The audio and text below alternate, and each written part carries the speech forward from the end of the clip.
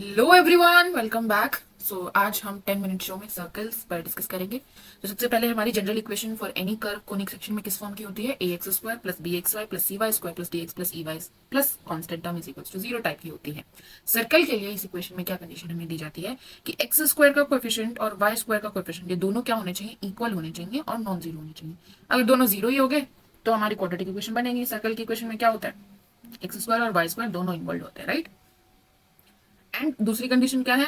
यहाँ पर एंड आएगा, दोनों होना चाहिए, ठीक है। बी हमारा क्या होना चाहिए? जीरो होना चाहिए। नेक्स्ट, सर्कल को अगर डिफाइन करने के लिए पूछे तो क्या बोलेंगे? सर्कल जो होता है उन सभी पॉइंट्स का कलेक्शन होता है जो एक फिक्स्ड पॉइंट से एक फिक्स डिस्टेंस पे होते हैं। पहले हमने एक पॉइंट फिक्स किया, फिर हमने एक डिस्टेंस फिक्स किया और इस पॉइंट से उन सारे पॉइंट को इकट्ठा कर लिया जो उस फिक्स डिस्टेंस की दूरी पर है। तो हमारा क्या बन जाता है? एक सर्कल बन जाता है। ये जो फिक्स्ड पॉइंट होता है इसको हम क्या बोल देते हैं? Centre of circle. और जो हम डिस्टेंस डिसाइड करते हैं वो हमारा क्या हो जाता है? Radius of circle. तो किसी भी सर्कल को अगर आपको यूनिकली आइडेंटिफाई करना है तो आपको क्या पता होना चाहिए? सर्कल का सेंटर पता होना चाहिए कि सेंटर कहाँ पर है, और रेडियस पता होना चाहिए। सेंटर और रेडियस मिलते ही आप सर्कल को यूनिकली आइडेंटिफाई कर सकते हो पूरे कार्टेशियन प्लेन में कि सर्कल कहाँ पर बना है और कितना बड़ा है, ठीक है। स्टैंडर्ड इक्वेशन की अगर हम बात करें सर्कल की तो किस फॉर्म की दिखाई देती है? X minus H whole square plus Y minus K whole square is equal to R square, where H और के क्या है भाई? एच और के हमारे एच कॉमा के जो है हमारा क्या है? सेंटर के कोऑर्डिनेट्स है। सेंटर के कोऑर्डिनेट्स हैं एच कॉमा के और हमारी रेडियस है आर। तो ये हमारी क्या बन जाती है? स्टैंडर्ड इक्वेशन ऑफ सर्कल बन जाती है। नेक्स्ट पॉइंट आता है कि हमारे जो कंसेंट्रिक सर्कल्स होते हैं, कंसेंट्रिक मतलब सेंटर कॉमन है, कंसेंट्रिक मतलब सेंटर कॉमन है, रेडियस डिफरेंट है। सेंटर तो सेम ही रहेगा, मतलब एच और के तो सेम ही रहेंगे ना, सेंटर कोऑर्डिनेट तो सेम ही रहेंगे। क्या डिफरेंट होगा? रेडियस डिफरेंट होगी। तो जो कंसेंट्रिक सर्कल्स होते हैं उनमें आप क्या ऑब्जर्व करोगे कि उनके बस रेडियस डिफरेंट होगी, बाकी एच और के हमारे सेम रहेंगे, बाकी पूरी इक्वेशन हमारी सेम रहेगी। कांस्टेंट टर्म में डिफरेंस आता है, ठीक है। तो कई बार आपसे पूछ लेता है, एक सर्कल की क्वेश्चन दे देता है और आपसे पूछता है कि इसी का कंसेंट्रिक सर्कल जो ओरिजिन से पास होकर जा रहा है उसकी बताओ, ठीक है। तो जो आपको गिवन सर्कल है वहां से आपको सेंटर मिल जाएगा, सेंटर मिल जाएगा, और रेडियस आप कैसे निकाल सकते हो? सेंटर से ओरिजिन का डिस्टेंस निकाल लो, रेडियस मिल जाएगा और आपको सर्कल की इक्वेशन मिल जाएगी। आगे बढ़ते हैं। नेक्स्ट है parametric of form of circle. Circle की पैरामीटराइजेशन कैसे करेंगे? पैरामीट्रिक फॉर्म मतलब एक्स और वाई को एक पैरामीटर में रिप्रेजेंट करना। X is also function of T, यहाँ पर थीटा के फंक्शन है, और वाई भी हमारा थीटा का फंक्शन है, ठीक है। थीटा हमारा पैरामीटर है जिसकी वैल्यू हमारी 0 से लेकर 2 पाई के बीच में वेरी करेगी, ठीक है। तो क्या रिप्रेजेंटेशन होती है? एक्स किसके बराबर होता है? R cos theta plus H, और वाई होता है R sine theta plus K. H और के हमारे क्या हो जाएंगे? सेंटर के कोऑर्डिनेट, और आर हमारी क्या हो जाएगी? रेडियस, ठीक है। आप यहाँ से क्या ऑब्जर्व कर सकते हैं? एच को इस तरफ लेकर आइए, एक्स माइनस एच हो जाएगा। के को इस तरफ लेकर आइए, वाई माइनस के हो जाएगा। दोनों तरफ स्क्वायर करेंगे और ऐड करेंगे तो आपके पास देखिएगा कि सर्कल की इक्वेशन मिल जाएगी, ठीक है। अब क्या है भाई? हमारी स्टैंडर्ड फॉर्म जो है सर्कल की वो इस तरह की है कि अगर हमें इस फॉर्म में दिखाई दे कि एक्स माइनस एच का स्क्वायर लिखा हुआ है, वाई माइनस के का स्क्वायर लिखा हुआ है, तो हम एच और के आइडेंटिफाई कर सकते हैं और आर आइडेंटिफाई कर सकते हैं डायरेक्टली। लेकिन हमें पेपर में स्टैंडर्ड फॉर्म में दिया नहीं होता है। किस फॉर्म में दिया होता है? हमें दिया होता है कुछ इस फॉर्म का, A x square plus B y square plus C x plus D y plus E is equal to zero. इस फॉर्म की हमें इक्वेशन दी होती है। आपकी बुक्स में जो इक्वेशन जनरल फॉर्म है उसमें सी और डी क्या आएंगे उसके बेसिस पर उन्होंने उसको और पर्टिकुलरली बता दिया है कि क्या बनेंगे, ठीक है। वो आगे हम देखेंगे। तो कुछ इस तरह की होगी, एक्स स्क्वायर का कोफिशिएंट होगा, वाई स्क्वायर का कोफिशिएंट होगा, एक्स का कोफिशिएंट होगा, वाई का कोफिशिएंट होगा और एक कांस्टेंट टर्म होगी, ठीक है। अब इस इक्वेशन से कैसे आइडेंटिफाई करेंगे कि इस सर्कल का सेंटर क्या है? ये इक्वेशन एक सर्कल को रिप्रेजेंट कर रही है कि नहीं कर रही है? इस सर्कल का रेडियस क्या है, ठीक है। तो कैसे आइडेंटिफाई करेंगे? सबसे पहले तो एक्स स्क्वायर और वाई स्क्वायर का जो कोएफिशिएंट है वो बराबर होना चाहिए, और अगर 1 नहीं है तो हम उसको 1 बना लेंगे, ठीक है, ताकि हमारी कैलकुलेशंस इजी हो जाए, ठीक है। नेक्स्ट, अगर हमें सेंटर ऑफ सर्कल बताना है कि जो गिवन इक्वेशन है इससे जो सर्कल बन रहा है उसका सेंटर के कोऑर्डिनेट्स क्या होंगे, तो कैसे निकालोगे? जो एक्स का कोएफिशिएंट है उसका साइन चेंज करना है, माइनस साइन लगाया हमने साइन चेंज करने के लिए, और 2 से डिवाइड कर देना है, तो आपके पास क्या आ जाएगा? एक्स कोऑर्डिनेट आ जाएगा सेंटर का, ठीक है। और वाई कोऑर्डिनेट निकालना है तो क्या करेंगे? जो वाई का कोएफिशिएंट है उसका साइन चेंज करके बाय 2 करेंगे। क्लियर है? सेंटर कैसे निकालना? एक्स का कोएफिशिएंट साइन चेंज बाय 2, ठीक है। वाई का कोएफिशिएंट साइन चेंज और हाफ कर दिया तो हमारे पास क्या आ जाएगा? वाई कोऑर्डिनेट आ जाएगा सेंटर का, ठीक है। तो यहाँ से आ गया सी हमारा -2h हो गया, डी हमारा -2k हो गया। तो यहाँ पर सी की जगह हम क्या लिख सकते हैं? -2h लिख देंगे और डी की जगह पर -2k लिख देंगे, ठीक है। तो इस तरह की फॉर्म भी आपको इक्वेशन मतलब आपकी बुक्स में लिखी हो सकती है। नेक्स्ट हमारा आता है रेडियस ऑफ सर्कल। इस इक्वेशन से हम सर्कल की रेडियस कैसे आइडेंटिफाई करेंगे? तो आपने एच और के आइडेंटिफाई किया, ठीक है, एच के सेंटर के कोऑर्डिनेट्स। उसके बाद रेडियस निकालने के लिए क्या करेंगे, square root H square plus K square minus the constant term जो ई है हमारा। ठीक है, यहाँ से आपके पास क्या आ जाएगी, सर्कल की रेडियस मिल जाएगी। अब अगर जो अंदर वाली टर्म है ये पूरी टर्म ग्रेटर देन जीरो हुई, ये मतलब क्या हो गया, जो स्क्वायर रूट है वो हम निकाल सकते हैं, सही बात है, रियल स्क्वायर रूट आएगा। ठीक है, रियल रेडियस होगी, सर्कल एग्जिस्ट कर जाएगा। अगर हमारा ये जीरो के बराबर हो गया, इसका मतलब क्या हो गया कि रेडियस हमारी क्या आ जाएगी, जीरो आ जाएगी। रेडियस जीरो है मतलब क्या, कि वो पॉइंट सर्कल है, एच कॉमा के पॉइंट की सिर्फ बात हो रही है। ठीक है, क्योंकि रेडियस है ही नहीं कुछ, जीरो रेडियस है तो सिर्फ उस पॉइंट पर ही रहेंगे, राइट। ओके, अगर ये लेस देन जीरो आ गया, इसका मतलब क्या है, सर्कल इमेजिनरी है, उसको आप रियल लाइन पर नहीं बना पाएंगे। ठीक है, आगे बढ़ते हैं। नेक्स्ट है हमारे पास कुछ डेफिनेशंस, जैसे कि कोड ऑफ सर्कल। कोड क्या होता है, एक लाइन सेगमेंट जिसके एंड पॉइंट्स हमारे क्या होते हैं, सर्कल के सरकमफ्रेंस पर लाई करते हैं, या फिर आप क्या बोल सकते हो कि सरकमफ्रेंस के किसी भी दो पॉइंट्स को अगर मैं ज्वाइन करूंगी तो मुझे कोड मिल जाएगी। ठीक है, डायमीटर ऑफ सर्कल क्या होता है, वो कोड जो सेंटर ऑफ सर्कल से पास होकर जा रही है उसे हम क्या बोल देते हैं, डायमीटर बोल देते हैं। तो डायमीटर अगर हम देखें तो वो लार्जेस्ट पॉसिबल कोड होती है, कि कोड की मैक्सिमम लेंथ डायमीटर ही हो सकती है, डायमीटर जितनी हो सकती है। उसके बाद हमारे पास कुछ रिजल्ट्स आते हैं, जैसे कि अगर हम एक कोड की बात करें तो वो सेंटर पर जो एंगल सबटेंड कर रही है, सेंटर पर जितना एंगल सबटेंड करेगी, मान लीजिए थीटा, तो वही कोड सरकमफ्रेंस पर उस थीटा क्या हो, थीटा का हाफ एंगल सबटेंड करती है। Angle subtended by the code at centre is twice the angle subtended at the circumference. ठीक है, और ये एंगल जो है वो देखिए सेंटर पर ये एंगल सबटेंड कर रही है ना ये, तो इसी साइड आपको सरकमफ्रेंस लेना है, इधर नहीं जाना है आप। ठीक है, इधर डिफरेंट आएगा। ठीक है, नेक्स्ट हमारे पास रिजल्ट होता है कि परपेंडिकुलर फ्रॉम सेंटर, सेंटर से अगर आप परपेंडिकुलर ड्रॉ करेंगे कोड पर तो वो क्या करता है, कोड को बाइसेक्ट करता है, और जो एंगल ये कोड सबटेंड कर रही थी सेंटर पर उसको भी क्या करता है, बाइसेक्ट करता है। बेसिकली ये दोनों ट्रायंगल जो होते हैं वो क्या हो जाते हैं, कॉन्ग्रुएंट हो जाते हैं। इस टाइप का क्वेश्चन क्या पूछता है, वो दे देता है रेडियस ऑफ सर्कल दे देता है और आपसे कोड की लेंथ पूछता है। ठीक है, तो इस टाइप के क्वेश्चंस में आपका ये जो कॉन्सेप्ट है ये एप्लीकेबल हो जाएगा कि ये बाइसेक्टर है, थीटा आपको पता होगा, आर आपको पता है, तो आप ट्रिग्नोमेट्रिक आइडेंटिटीज लगाकर इसकी लेंथ निकाल सकते हैं। ठीक है, आर साइन थीटा बाई 2 हो जाएगा और उसका ट्वाइस कर देना। नेक्स्ट है हमारे पास सेक्टर। क्या होता है, सेक्टर होता है दो रेडियस और उसके बीच में जो हमारा सरकमफ्रेंस जो आर्क है वो मिलकर क्या बनाते हैं, सेक्टर बनाते हैं। So this is a sector. ठीक है, सेक्टर का एरिया क्या होगा वो पूछ लेता है कई बार। देन सेगमेंट क्या होता है, सेगमेंट होता है हमारी आर्क और कोड के बीच का एरिया क्या हो जाता है, सेगमेंट हो जाता है ना। एवरी कोड जो है वो सर्कल को दो सेगमेंट्स में डिवाइड करेगी, एक मेजर सेगमेंट और एक माइनर सेगमेंट। ठीक है, जो जिसकी बात कर रहा है उसके हिसाब से आपको आंसर देना होगा। सेक्टर की बात करें तो वो भी आप देखिएगा कि हमने ये जो दो रेडियस बनाई है तो ये हमारा हो जाएगा माइनर और ये हो जाएगा हमारा मेजर। ठीक है, तो माइनर और मेजर आप देख के एरिया के हिसाब से बोलते हैं, जो एरिया ज्यादा है वो मेजर हो जाएगा और जो छोटा है माइनर हो जाएगा। दूसरा यहाँ पर एक और रिजल्ट ध्यान रखिएगा, इसी की एप्लीकेशन है, इसी से आप इन्फ्लुएंस निकाल सकते हैं कि जब हम डायमीटर की बात करें तो उसके अंदर अगर कोई ट्रायंगल बन रहा है तो ये जो एंगल होगा ये क्या होता है, 90 डिग्री क्या बनती है, एक राइट एंगल ट्रायंगल बनते हैं जिसमें डायमीटर क्या बनता है, हाइपोटेनस बनता है। क्यों, क्योंकि ये जो जो सेमी सर्कल है हमारा वो सेंटर पर कितना एंगल सबटेंड कर रहा है, 180 डिग्री, तो इसका हाफ हमारा कहां पर सबटेंड करेगा, सरकमफ्रेंस पर, तो ये कितना हो जाएगा, 90 डिग्री। ठीक है, तो ये भी आपका कई बार यूज हो जाता है। नेक्स्ट आता है हमारा टेंजेंट। क्या होता है, टेंजेंट होता है हमारा एक लाइन सेगमेंट जो सर्कल को सिर्फ एक पॉइंट पर टच करके जाए, सिर्फ एक पॉइंट ऑफ कांटेक्ट होता है सर्कल और लाइन के बीच में। ठीक है, इसके लिए भी हमारे पास कुछ रिजल्ट्स हैं, जैसे कि अगर किसी एक्सटीरियर पॉइंट से अगर हम बात करें तो सर्कल पर दो टेंजेंट बनाए जा सकते हैं एक्सटीरियर पॉइंट से। अब ये जो दो टेंजेंट बनते हैं ये दोनों ही टेंजेंट की लेंथ क्या होती है, बराबर होती है। जो एक्सटीरियर पॉइंट से टेंजेंट बने हैं ये और ये दोनों ही जो सेंटर पर एंगल सबटेंड करते हैं ये क्या होते हैं, बराबर होते हैं, सेंटर पर इक्वल एंगल सबटेंड करते हैं। नेक्स्ट रिजल्ट हमारा क्या है कि ये हमारा जो line joining the exterior point and the centre, ये जो लाइन है इस पर इक्वली इंक्लाइंड होते हैं, line joining exterior point and centre पर इक्वली इंक्लाइंड होते हैं। ठीक है, देन हमारे पास रिजल्ट है कि थीटा और अल्फा क्या होता है, इनका सम 180 डिग्री होता है, ये साइक्लिक क्वाड्रिलेटरल बनता है। ठीक है, उसके बाद जो रेडियस ऑफ सर्कल होती है, रेडियस ऑफ सर्कल जो होती है वो पॉइंट ऑफ कांटेक्ट पर टेंजेंट से क्या होती है, परपेंडिकुलर होती है। ठीक है, इंटीरियर पॉइंट से कभी भी टेंजेंट नहीं बनाया जा सकता है।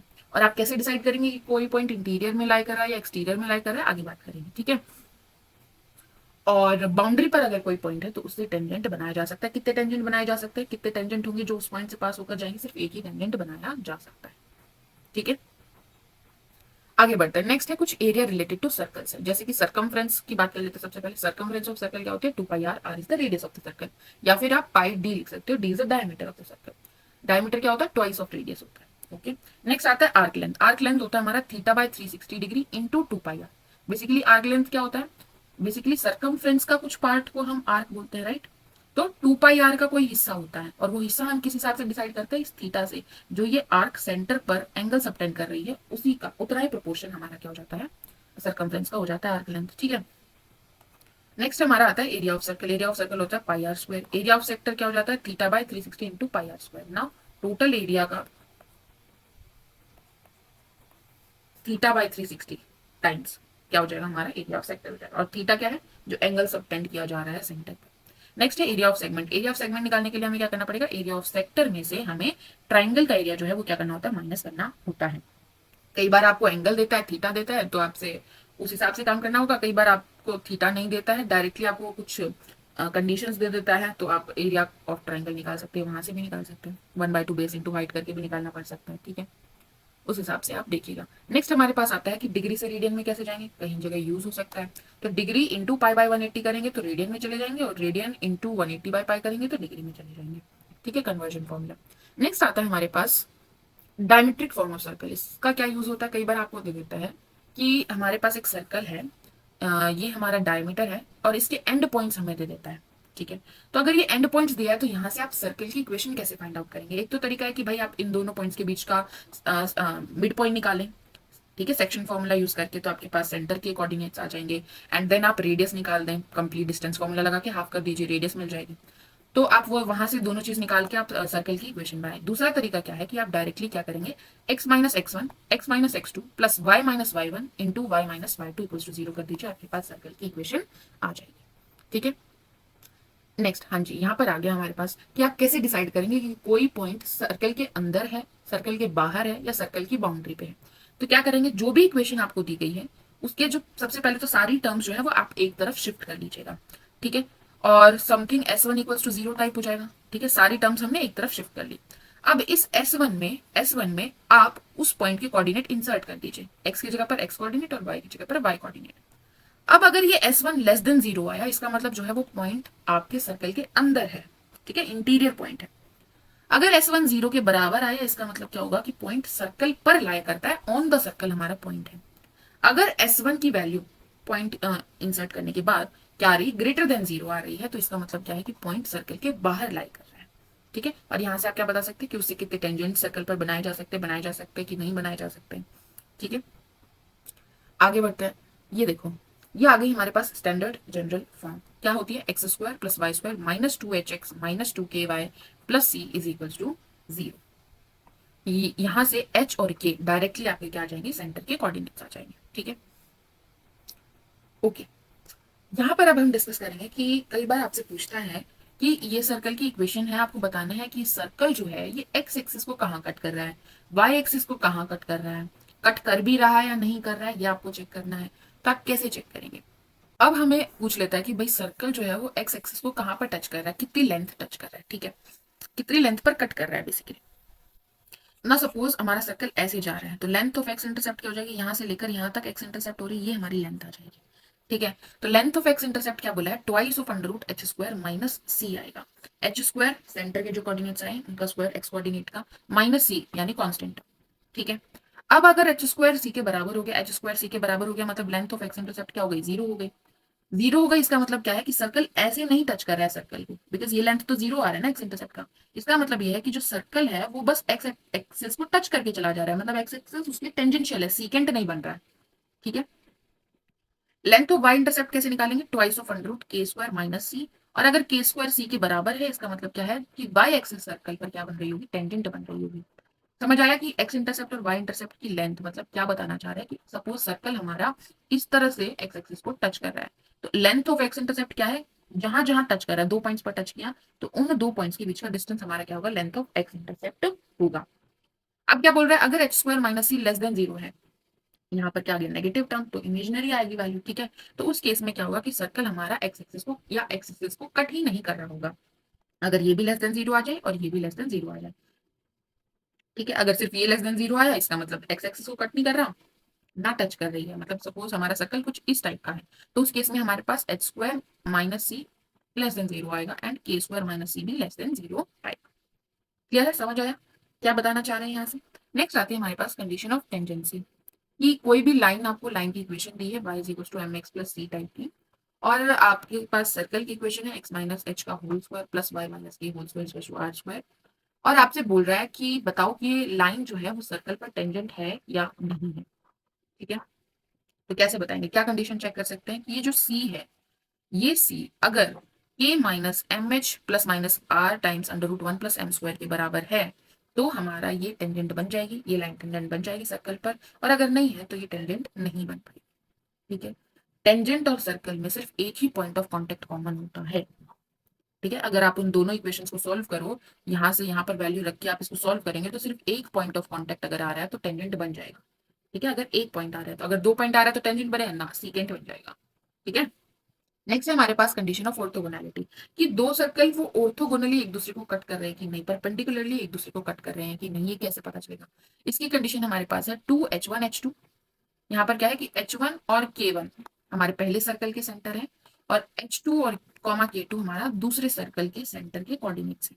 तो क्या कंडीशन चेक करनी है कि 2 of h1 h2 plus twice of k1 k2 किसके बराबर आना चाहिए, c1 प्लस c2 के बराबर होना चाहिए। अगर ये कंडीशन सेटिस्फाइड है तो हमारे दोनों सर्कल्स आपस में ऑर्थोगोनल हो जाएंगे, ऑर्थोगोनली कट करेंगे, और नहीं है तो वो ऑर्थोगोनल नहीं होंगे। नेक्स्ट हमारे पास आती है कि भाई हमें पता चल गया कि अगर हमसे सर्कल दे दिया और हमसे पूछ रहा है कि ये जो पॉइंट है ये सर्कल पर लाई कर रहा है, और आपको इक्वेशन निकालनी है टेंजेंट की to this circle at this point, उस लाइन की इक्वेशन निकालिए जो इस सर्कल के टेंजेंट है इस पॉइंट पर, तो आप कैसे निकालेंगे। तो आपको क्या करना है, जो एक्स स्क्वायर है इक्वेशन में उसको रिप्लेस करना है एक्स एक्स वन से, x1 y1 वो पॉइंट ऑफ कांटेक्ट जो हमें दिया है जिस पर हमें टेंजेंट बनाना है। तो क्या करेंगे, एक्स स्क्वायर की जगह एक्स एक्स वन रखेंगे, वाई स्क्वायर की जगह वाई वाई वन रखेंगे, 2x जहां पर है। अब आपकी इक्वेशन क्या होती है, X square plus Y square plus 2h x plus 2ky जी। आपकी स्टैंडर्ड इक्वेशन कुछ इस तरह से दी होती है ना बुक्स में, 2gx प्लस 2k/h y, इस तरह से। तो क्या करना है, E1 की जगह पर x प्लस एक्स वन रखना है, ठीक है। अगर सिमिलरली 2y की जगह हम क्या लिखेंगे, y प्लस वाई वन रखेंगे, जो हमारी इक्वेशन रिड्यूस होगी वही हमारी क्या बन जाएगी, टेंजेंट लाइन की इक्वेशन बन जाएगी। नेक्स्ट हमारे पास आता है डायरेक्टर सर्कल की इक्वेशन। ये क्या होता है, डायरेक्टर सर्कल क्या होता है, पहले तो ये बताइए। तो देखिए, ये अगर हमारा सर्कल है तो इस सर्कल पर एक्सटर्नल पॉइंट होगा एक, जिससे हम जब दो टेंजेंट बनाए तो आपस में क्या हो, परपेंडिकुलर हो, ठीक है। वो सारे एक्सटर्नल पॉइंट हम इकट्ठे करेंगे जिनसे अगर हम इस सर्कल पर टेंजेंट बनाए तो आपस में क्या आएंगे, परपेंडिकुलर आएंगे, ठीक है। अब इन सारे एक्सटर्नल पॉइंट्स को हमने इकट्ठा करके हमारे पास एक सर्कल बनेगा, इसी सर्कल को हम क्या बोलते हैं, डायरेक्टर सर्कल बोलते हैं। मतलब डायरेक्टर सर्कल वो सर्कल होगा जिसके ईच पॉइंट से अगर हम सर्कल पर, जिसका वो डायरेक्टर सर्कल है, उस सर्कल पर टेंजेंट बनाए। अब एक्सटीरियर पॉइंट से दो टेंजेंट बनाए जा सकते हैं, तो वो टेंजेंट्स आपस में क्या होंगे, 90 डिग्री होंगे, परपेंडिकुलर होंगे, ठीक है। तो डायरेक्टर सर्कल की अगर आपसे इक्वेशन पूछ ले तो कैसे पता बताओगे आप, कैसे बताओगे, ये होता है कंसेंट्रिक सर्कल होता है, मतलब इस सर्कल का भी सेंटर पॉइंट सेम रहता है, रेडियस सिर्फ चेंज हो जाती है। और रेडियस में क्या चेंज हो जाता है कि रेडियस आपकी √2 से √2 टाइम्स हो जाती है, मतलब √2 से मल्टीप्लाई हो जाता है। तो इसका यूज क्या होगा, कई बार आपसे पूछता है कि हमारे पास सपोज ये पॉइंट है 2,4, और इससे आपको बताना है कि इस सर्कल पर जो टेंजेंट्स बनेंगे उनके बीच का एंगल कितना होगा। तो अगर सपोज ये 2,4 डायरेक्टर सर्कल की इक्वेशन को सेटिस्फाई कर रहा होगा, तो हम डायरेक्टली बोल देंगे कि जो टेंजेंट्स है वो आपस में एक दूसरे पर क्या होंगे, परपेंडिकुलर होंगे, ठीक है। तो इस तरह से इसका यूज किया जा सकता है। नेक्स्ट है हमारे पास equation of normal to a point. Now tangent क्या होता है, टेंजेंट होता है ये हमारा सर्कल टेंजेंट हो गया जो एक पॉइंट पर टच करे एंड टच करते हुए वो निकल जाए, वो लाइन। नॉर्मल क्या हो गया कि इस टेंजेंट पर परपेंडिकुलर ड्रॉ कर दिया हमने, इस टेंजेंट पर परपेंडिकुलर ड्रॉ कर दिया। तो सबसे पहले तो आपने ये आइडेंटिफाई किया कि जो नॉर्मल होगा वो रेडियस की डायरेक्शन में ही होगा, बिकॉज अभी अभी मैंने ऊपर पढ़ा था कि जो रेडियस होती है वो परपेंडिकुलर होती है टेंजेंट पर एट पॉइंट ऑफ कांटेक्ट। ठीक है, तो डायरेक्शन तो रेडियस वाली ही रहनी है। तो आप कैसे कर सकते हो, रेडियस वाली डायरेक्शन रहनी है मतलब वो सेंटर से पास होकर जाएगा नॉर्मल। इसका मतलब क्या है कि आप जो गिवन ऑप्शंस हैं उनमें चेक कर सकते हो कि जिस भी इक्वेशन को सेंटर ऑफ सर्कल सेटिस्फाई करना होगा वही आपकी इक्वेशन क्या बन जाएगी, नॉर्मल की इक्वेशन बन जाएगी एट दैट पॉइंट। ठीक है, तो यह एक तरीका है जिससे आप चेक कर सकते हो कि वो इक्वेशन है वो नॉर्मल की है कि नहीं। नेक्स्ट हमारे पास आता है कि आपसे पूछ लेता है कि ये दो सर्कल्स हैं हमारे पास, उनके कॉमन कोड की लेंथ बतानी है आपको, या फिर उसकी इक्वेशन पूछ लेता है तो कैसे निकालेंगे। तो जो दो सर्कल्स हैं उनकी इक्वेशन आपको दी होगी, मान लीजिए इसकी होगी some S is equals to zero और इसकी हो गई S dash equals to zero. तो आपको क्या करना है, इक्वेशन निकालने के लिए आप क्या करेंगे, S minus S dash equals to zero, यहाँ से जो आएगा वो आपकी इक्वेशन बन जाएगी किसकी, कॉमन कोड की। ठीक है, अगर आपसे लेंथ पूछ रहा है कि कॉमन कोड की लेंथ क्या होगी तो कैसे निकालेंगे, twice of under root R square minus D square आपका फॉर्मूला होता है। अब यहाँ पर आर क्या है और डी क्या है, आपको एक ही सर्कल लेना है। ठीक है, सपोज मैंने ये वाला सर्कल ले लिया तो इसी सर्कल की रेडियस लेनी है और डिस्टेंस लेना है कोड का इस सर्कल के सेंटर से। ठीक है, distance of the code from the centre of the circle, perpendicular distance लेना है। ठीक है, तो सेम ही सर्कल की बात करनी है दोनों जगह, अलग अलग नहीं लेना। ठीक है, तो क्या हो जाएगी, लेंथ ऑफ कोड हमारे पास twice of under root R square minus D square. तो मैंने सर्कल से रिलेटेड सारे क्वेश्चंस और कॉन्सेप्ट कवर करने की कोशिश की है। अगर आपको पसंद आया तो लाइक कीजिए, शेयर कीजिए। Thank you for today, good bye.